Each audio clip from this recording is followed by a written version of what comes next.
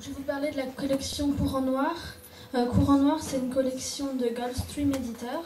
Elle est environ à partir de 11-12 ans. Le directeur de collection, c'est Thierry Lefebvre. C'est une collection de romans policiers historiques. On va trouver dans cette collection beaucoup d'époques et de lieux, comme la guerre mondiale à Nantes, le Japon médiéval, l'Italie du XVIe siècle, l'Irlande, l'Égypte, la Grèce. Cette collection a aussi des couvertures pas mal, on va dire. Et il y a aussi en fin d'ouvrage des annexes qui disent des informations sur les personnages historiques qu'il y a dans les livres. Pourquoi ce nom Courant Noir? C'est un petit clin d'œil au nom de la maison d'édition, Gulfstream, courant, et puis puisqu'il est une question de polar, un courant noir. Au départ, ça devait être une double collection, et puis on a revu les prétentions à la baisse. J'avais proposé à Gulfstream une collection qui s'intitulerait Courant Noir, avec deux axes. Un axe historique, celui qui existe, qui se serait appelé Canal historique, et un axe contemporain, donc pareil, du roman pour ados contemporain, qui se serait appelé Canal latéral, puisqu'il aurait été latéral au canal historique. Et puis, d'abord, je veuille appeler ça un canal historique, ils ont eu peur des Corses chez Gulfstream, donc ils m'ont pris pour un clown. Les couvertures, elles sont très reconnaissables. Pourquoi? Parce qu'on les a toutes confiées au même illustrateur, Aurélien Polis, qui a une patte assez particulière et une façon de travailler qui est originale. Et donc maintenant, un roman Courant Noir sur une table de libraire, on n'a pas de doute pour l'identifier visuellement. Quel auteur souhaiteriez-vous avoir dans votre collection?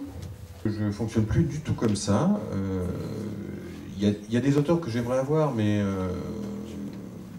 ouais, non, je ne veux pas citer de nom. Je ne fonctionne plus comme ça.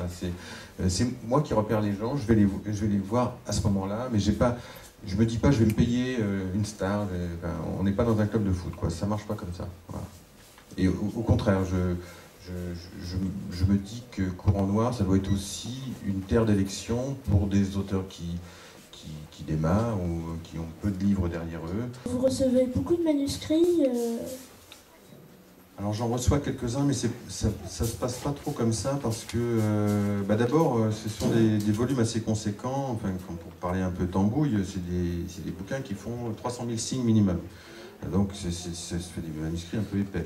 Il y a peu d'auteurs jeunesse qui se risquent à écrire en fantaisie, oui, mais les auteurs jeunesse écrivent plutôt des petits romans de 100 000 signes ou 150 000 signes. Donc déjà, il y a peu d'auteurs qui viennent sur cette distance, 300 000 signes étant un minimum pour la collection, et puis j'ai des grands malades, pour en citer un, Nicolas Cluzot, il me rend toujours, donc il y a un seuil plancher de 300 000 signes, il y a un seuil plafond de 450, Nicolas me rend des bouquins de 800, 900 000 signes, après c'est l'enfer, c'est très long à lire, il faut couper, il y a des longueurs, on discute, enfin bon.